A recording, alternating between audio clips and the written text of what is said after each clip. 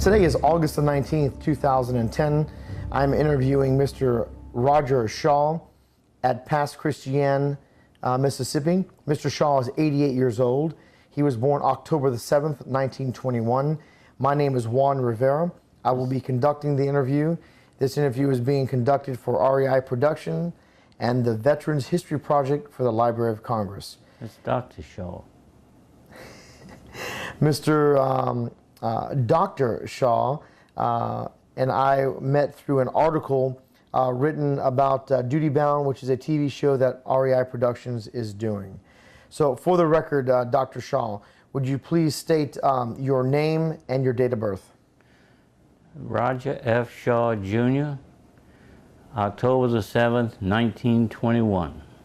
And what branch of service were you in, sir? I was in the Merchant Marine, United States Merchant Marine Service. And what was your rank? My rank was Master,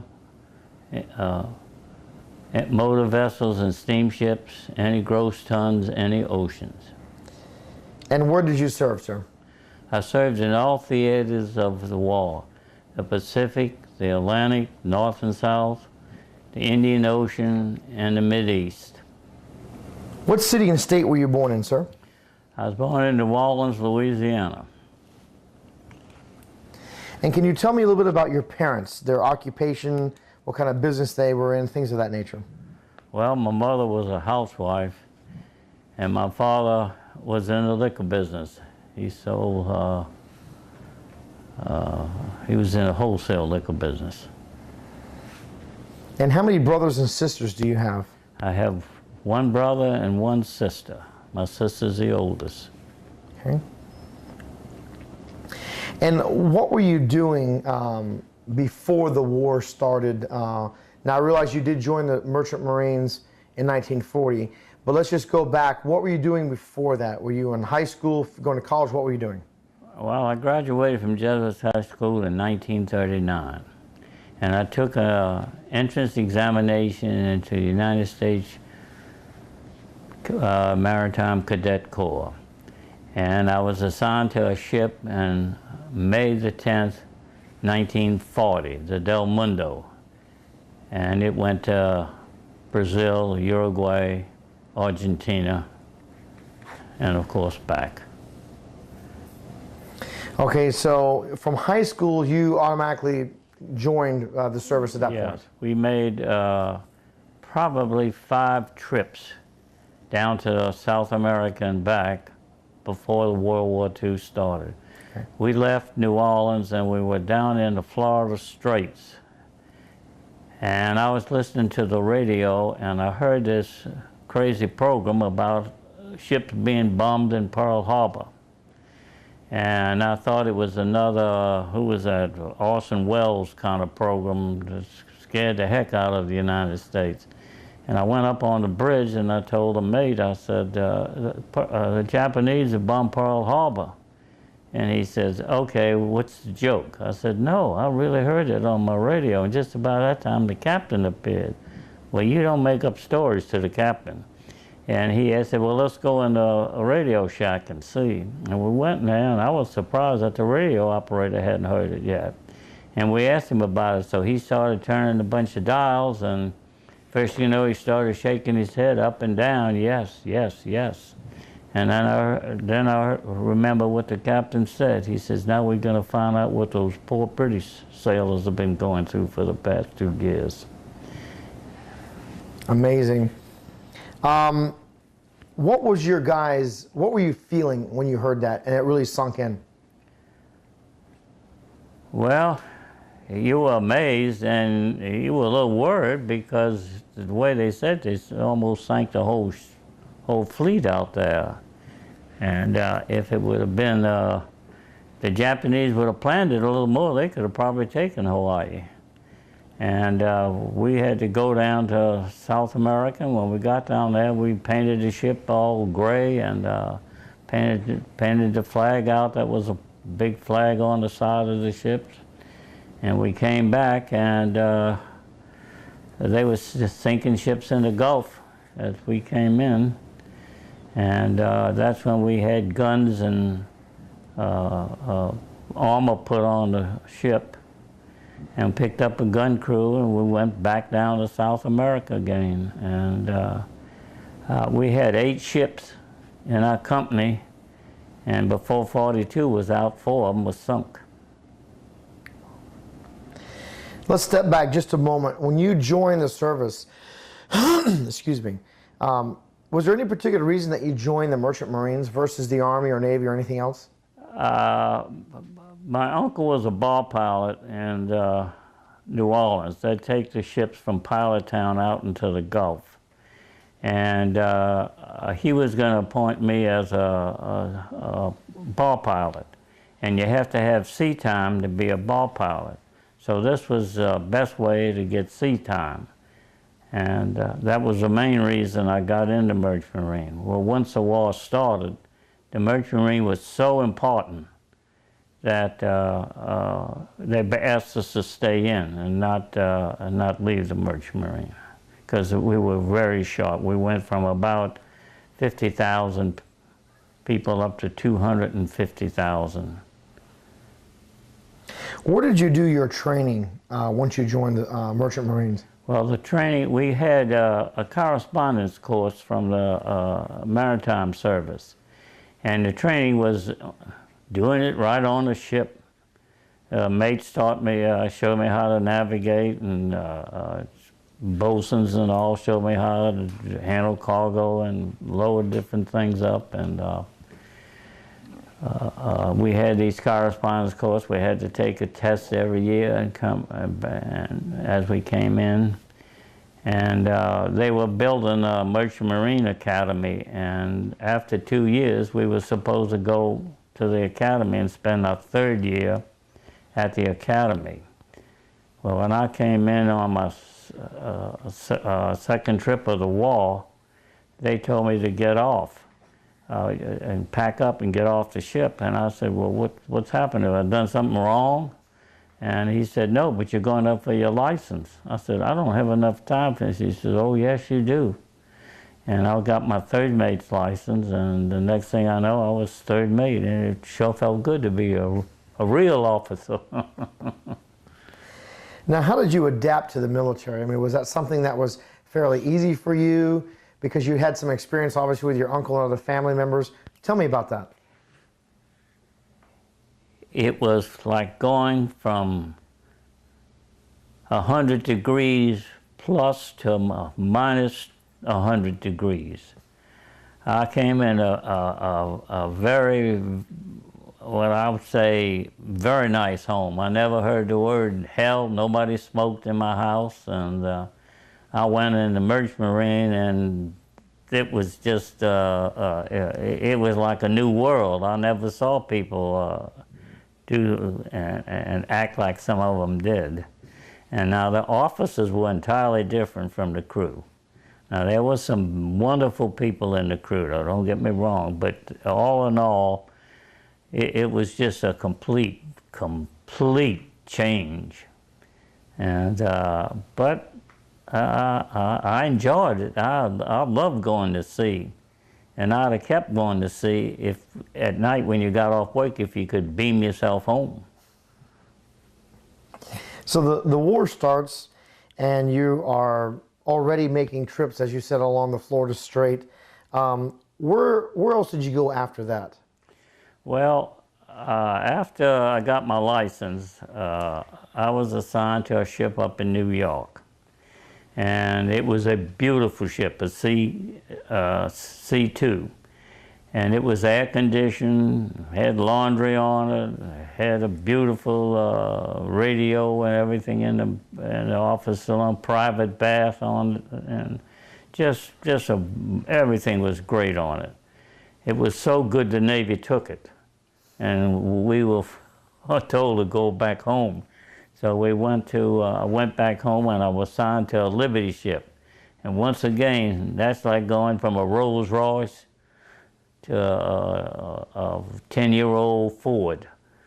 And I got on this Liberty ship, and I was 3rd officer on it, and we sailed from New Orleans to Guantanamo in a makeshift convoy that really wasn't much good. And so many ships were being sunk out in the Atlantic that we were sent to Panama. And we went through Panama and then went down the west coast of South America. And I saw some of the largest waves I've ever seen in my life. Matter of fact, there was a ship that was about 2 miles off of us, and half the time we'd see it, half the time we wouldn't see it. They'd go down in a wave, and if we both came up on a wave, we would see each other, and then we would disappear. We went around Cape Horn and went over to Cape Town. And in Cape Town is where we took on a little fuel, and we stayed there for about a week. And then we left, and I woke up one morning about 2 days later, and I said, something's wrong. What's wrong? What's wrong? Then I realized the engines wasn't working. And so I got dressed and ran up on the bridge, and I asked the chief mate, what's the matter? How come we don't, something wrong with the engines? He said, look. And about a mile or so off was a lifeboat. And we had stopped to pick up the lifeboat. And when they came on board, they couldn't walk. They took 2 steps and fell, and we had to carry them, everything. And the third mate of that British ship was in charge of that lifeboat. So he got to stay in my saloon, and he slept, or my room rather, and he slept on my couch in the room. And he was so sick and everything that I gave him my bunk. I finally says, here, you sleep in the bunk, I'll sleep on the thing. And he stayed in there, I think, about 4 or 5 days until he recovered. He was a very nice fellow. They had left Aden, Arabia on the way to Buenos Aires, and we took them right back to Aden, Arabia. And from Aden, Arabia, we left and went to Anglo-Egyptian Sudan, Port Sudan, and we discharged some cargo there. And then we went up to Port Tufik, and we discharged from the rest of the cargo there. And in Port Tufik, somebody told me, he says, there's a guy by the name of Grover Gavatt on that ship over there. Well, he was my roommate at cadet school, and we met over there in Egypt and went to Cairo and in the pyramids and everything. It was good to see him. Now, what kind of cargo were you guys carrying from place to place? You were shipping cargo, picking up and moving to the next port? No, we loaded all our cargo in New Orleans. We lost some of it in those big waves off of Chile. And we lost Dodge trucks and I think a tank or two and some plane or something like that. The waves were so bad they were just breaking 1-inch pair hooks, just opening them up, and the cargo went on. Captain was so mad because he said we carried those things 7,000 miles and now we're losing them. But we had, I wasn't that familiar with the cargo because they all came in boxes, but there were mosquito nets for their tents, and we took it all from Montgomery's troops, and we had Dodge trucks, like I said. I think there might have been some tanks down in the hole. We took ammunition probably. We had some gasoline in tank and drums, and that kind of, all equipment for war. As you were going from port to port and traveling the seas, did your vessel ever come under attack? No, we never actually, but when we got into the Indian Ocean, we were very concerned. We would hear a ship ahead of us right where we had to go that was giving off an SOS, had been torpedoed. Then we went, and then we'd hear one behind us that had been torpedoed. During 1942, there was an American merchant ship sunk every 19 hours. There was 400, I believe, sunk in 1942. And there was 85 of them sunk in the Gulf of Mexico. And well, they were sunk right off of Mississippi River. The ball pilots didn't want to take us out as far as they used to do in peacetime. They wanted to get off. So what were you guys thinking? What was the mindset whenever you were going from port to port, knowing the possibility of running up on a German U-boat, or even for that matter, even a Japanese one? I guess I was just young, and you know, the young are going to live forever. And it never really concerned me that much. I mean, you knew that you could be torpedoed, but if you never got torpedoed, you ate well, you had a nice room to sleep in, nice stateroom, you were comfortable. Now, I would have been very concerned if I went to Russia and went up to the Murmansk run, because that was terrible. In convoy PQ-17, I've never found out the real number, 30 or 36 ships left the United States from Murmansk. 6 of them returned. The rest of them was sunk. And if you read some of the stories up there in the North Sea, it's horrible. It's hard to launch a lifeboat in 6-foot seas. And they trying to launch them in 18 and 20-foot seas in freezing weather. And if you get over in the water, you don't last very long. And people don't realize that because some of them call us draft dodgers, but we were in the worst service to be in. We lost 1 in every 26 men. And that's more than the Marines that lost 1 in every 36, I believe. And the Army was way up there, 140, about 60 or something, 1 in 60. And the Coast Guard was 1 in something. Now, there were times, like if you were in the 8th Air Force, that was pretty bad. So, as you went again from port to port, and you were taking this various cargo, when you guys dropped your cargo, you immediately came back to the States to get a new, fresh cargo and take it back out again? That's correct. Sometimes we would take some cargo back home. I forgot what kind, but if you could, because that way you wanted ballast going back. You needed to have something down in the holds and everything. And we would take some things back. After that trip that was so long on the way back, that was very interesting. We went back to Aden, Arabia. We went back down to Durban, South Africa. Then we went around to Cape Town. From Cape Town, we went over to Bahia, Brazil. From Bahia, Brazil, we went up to Suriname, Dutch Guiana, and they turned the ship around and pulled it up to Suriname. I believe that's the name of the river, way up there, and we started loading bauxite. And then we loaded as much as we could for the draft, and then we went out the river, and then they loaded us the rest of the way.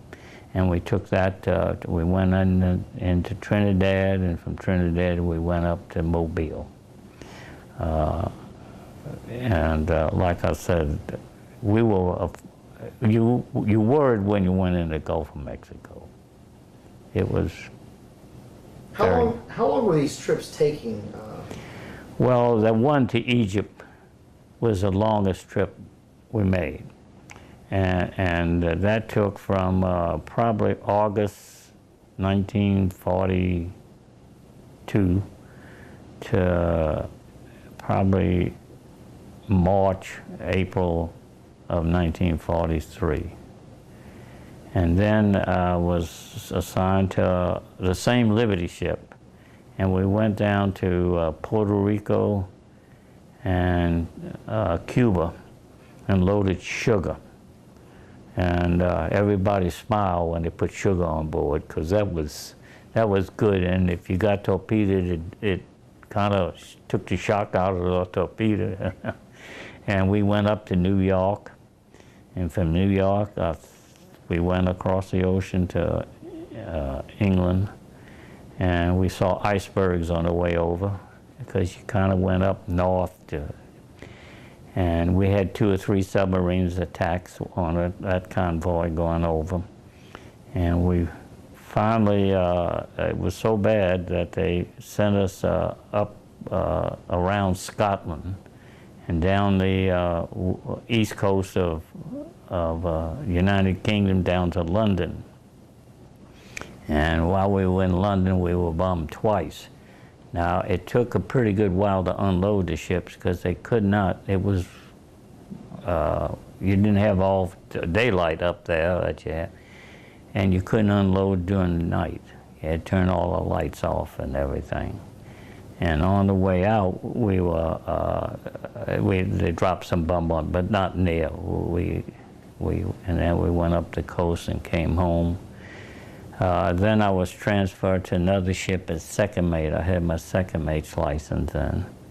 And I was second mate on the second trip I made on the ship. And we went into New York, and I was transferred to the Del Rio. And met a wonderful captain, Captain Lala. We used to always call him Captain Ooh La La. And he showed me an awful lot. He really kind of took me under his wing and told me a bunch of stuff that I should know. You know, we came up so fast, we missed a bunch of it. And we made 2 trips in that, from New York to Halifax over to Cardiff, England, and discharged there and loaded up and came on back to Boston. And we loaded all war materials, and we took it back over to England again and brought it back. And I have to say one thing about the English people. They didn't have much, but they sure were willing to share it. At least that's what I found. People and families I met over there, when they asked me if we wanted sugar, and I said yes, and I said, and then I brought them some sugar from the ship. I wasn't supposed to, but I didn't take that much. Brought them a little sugar, but I have a lot of respect for the British people. They're the only ones that stood up to Germany, and if it wasn't for them, a lot could have changed. How big was your crew? We had a crew of about 36. The Navy was going to take over the Merchant Marine right at the beginning of the war when they realized they didn't have enough men to do it, so they had to let it. And the Maritime Union, I understand, said we'll sail the ships for the same amount of Navy pay if they'll take the profits away from the companies. And the companies didn't want to do that. So that's why they kept our pay as it was. Where was I? So were you making as much or more than what a serviceman would have been making at that time? Well, AB, if I remember right, made about $85 a month. As a cadet, I made $50 a month. And as a third mate, I think was about $185 a month, and the captain probably made around $260 on the ship. Now, we did have a war zone as we went in, and it doubled your pay.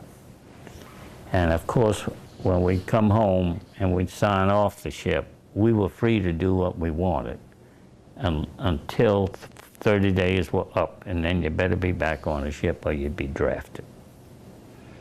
And, but most of us were back on there. But I know I never even got off of some ships. And what were the size of these ships? I mean, what was your displacement as far as tonnage that you would carry or whatever the case may be? Well, the Liberty ships were 441 feet long, 57 feet wide, and they carried 10,000 tons of cargo. They had a triple expansion engine, and they developed 2,500 horsepower. They had a cruising range of 24,000 miles, and they did 11 knots. But standing on the wing of the bridge, all you had was a rail in front of you, and on the good ships, you'd have a solid piece of iron with a windbreaker on it, and it would turn the wind and put it up over your head. And it was so cold. On that first trip, I went over to England. When we were in New York, the Navy came aboard and gave the armed guard all winter gear. we had been running in the tropics, and we didn't have any gear. And if it wasn't for a nice armed guard fella that when he went off watch lend me his gear, I'd probably froze up there on that. But he lended me his gear, and it sure did help. Of course, when I got to England, I went ashore and bought me whatever I needed. What exactly were your duties? Well, we had to stand watch. That's number one. We had to take sights and try and find out where our position was. And just make sure that the ventilators were in the proper positions to call, and watch the ship. You were in charge of the ship when you were up there. And you had to make sure that you were on course, that you took the course. And in convoy, you had to make sure you kept your position and change the RPM on the propeller, either if you were falling behind. The ship ahead of you, and every ship in the convoy had what they call a fog buoy, that they trailed, I've forgotten how many yards behind, probably 200, 300, 400 yards behind them. And it made a big rooster tail up in the air. And sometimes you couldn't see a ship around you, all you could see was that rooster tail down there. And you better not lose that rooster tail, because you had an unhappy captain when he came up. And we'd watch it and just you had to stand on the wing of the bridge to watch it. And lots of times, if you had a good A-B that you could watch it, you could go take a sight. Otherwise, in daylight, you could. Of course, you could keep if you could see the ship up ahead. You could go take a sight. But otherwise, it's fog. You couldn't take a sight anyway. And what is an AB? Able seaman. You have an ordinary seaman, AB, then a bosun, then you get into your officers. You have 2 ABs and 1 ordinary seaman on the watch. Tell me about the camaraderie that you had with your fellow officers, and then of course that with your shipmates that were enlisted, as it were. Well, you wanted to be very good friends with your crew, but you didn't want to get too friendly, because you have to control them and get them to do what you want them to do. The officers, the same way. You don't go pal around with the captain. He's usually he's step up. But the mates and the engineers and the chief steward were good. And you had very, very good camaraderie with them. And that long trip I made was one of the best ships I was ever on for food. That steward was great. He did really great with the food. So there were some benefits, even in hardship times. Yeah, well, like I said, as long as your ship was not torpedoed or shot all up, yes, you never lost your stateroom. You never lost you had 3 meals a day, and you could. Those British fellows we picked up when we brought them into the mess room. He picked up this thing and says, "My God, a bill of fare." He couldn't get over that we had 1 or 2 choices, and we had a soup or a salad on top of that, and then dessert at the bottom, and then you could get up and go get an apple or something. That part was very good, but when you lost it, you lost everything at one time. Were you able to stay in contact with any of your shipmates or officers over the years? Yes. One of them was when I first got to be a cadet, a captain, well, he was John Clark. And I kind of kept up with John. He became president of the Mississippi Shipping Company. He went from cadet all the way up the ranks to captain, and he was captain on several ships, and then he did port captain in Argentina. And now he used to take me, we used to pal around Brazil and Buenos Aires, and he used to take me out to see his family and friends that he had there in Buenos Aires. And when we came over here to Pass Christian. He lived in Pass Christian, and we played tennis at his house. And the last, I would say, last 10 years of his life, he died about 2 years ago. We were very close, and we saw each other 2 or 3 times a week almost. Whenever you got to these different ports, and obviously you went to a lot of exotic places, to say the least, did you guys have any time to actually get off and explore and see anything, or was it just business? Well, you got off at 5 o'clock if you were in port, and you could go ashore if you wanted to, but you had to be back for 8 o'clock in the morning. Now, on Saturdays and Sundays, you were off, and you could go if you wanted to take a trip somewhere or go sightseeing like that, and come on, but you had to be back at the ship Monday morning. So that didn't leave you too much time. I mean, like I've been to Durban, South Africa. What did I do? Spend about 10 hours ashore? I mean, have I really been to South Africa? I mean, you want to go up into Johannesburg and Victoria Falls and all that, but you don't get to do that.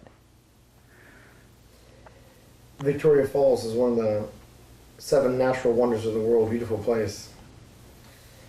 The end of the war comes. Do you recall where you were at when you heard that the Germans surrendered? We were coming up from, this was, the Germans surrendered. All right, I had a ship that went through the Panama Canal over to Australia. And from Australia, we went up to Townsville, Australia, and unloaded cargo and everything. And then we came to, we left there and came back to Hawaii. And we went into Pearl Harbor, dropped the anchor, we took on some fuel, we took on some water. The captain came back from the meeting with the Navy. We picked up the anchor, and we went to San Francisco. Now, have I been to Hawaii? Yes, I've been to Hawaii. Do I know anything about Hawaii? Nope.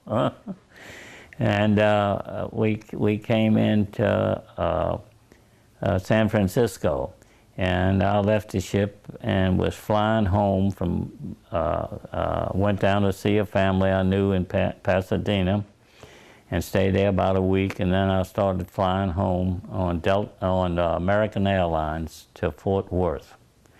And we landed in Fort Worth, and I'm sitting waiting for Delta to fly me down to New Orleans. And about sometime in the morning, somebody wakes says they've hit the beach in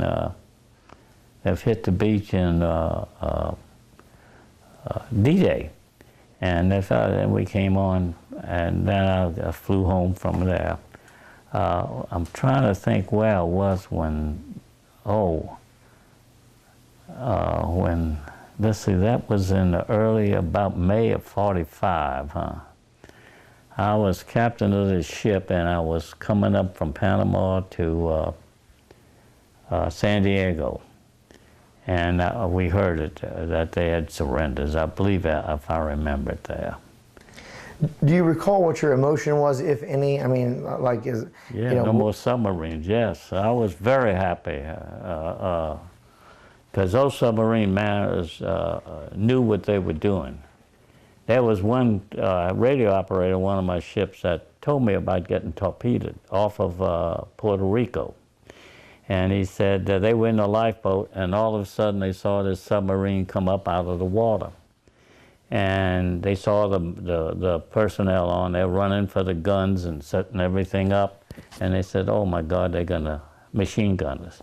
And they saw the submarine coming real close to them. And the submarine commander yelled at them and said, look, you got 2 men in there near the ship. Go pick them up, because we're getting ready to sink your ship with gunfire now. And they went in and got the 2 men, and they came back in, and he said, you had a lifeboat that was turned over there. I righted it for you with his ship. And then he said, if any of y'all are burnt, because that was an incendiary torpedo I hit you with, and that's why the ship's not sinking too well. And he says, if you want to come on board, we'll treat your wounds and put you back in the lifeboats. But we want to tell you something before you accept. If we hear or see a plane, you're going to Germany. You won't be back. And he, I understand, treated several of the men there and put him back in the lifeboats. And he said, Puerto Rico's such and such a course, about 100 miles from here. And he went off and went down. So lots of times you hear the seaman to seaman, they know what you're going through and they know what it's like. And he got what he wanted, the ship. He joked with him, he says, go back to Houston now and get me another one.